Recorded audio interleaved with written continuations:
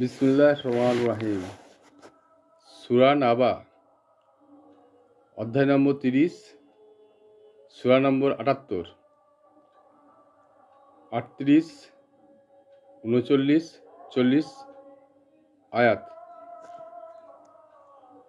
ইয়াওমা ইয়াকুমুর রুহু ওয়াল মালাইকাতু সাফফান লা ইয়াতাকাল্লামুনা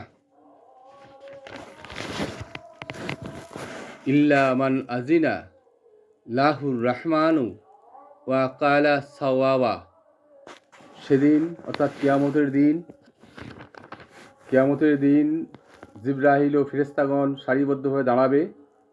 দয়াময় যাকে ইচ্ছা অনুমতি দেবেন এবং সে ব্যতীত অন্য কেউ কথা বলবে না। সে যা বলবে যথার্থই বলবে। জালিকাল ইয়ামুল হাক্কু ফামান শাহ আত্তাখাজা ইলা রাব্বিহি মাআবা।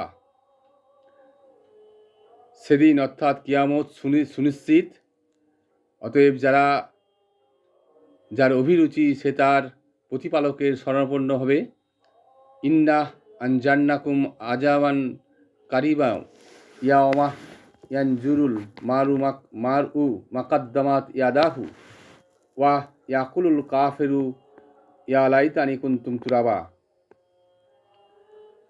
আমি তোমাদের আসন্ন শাস্তি সম্পর্কে সতর্ক করলাম।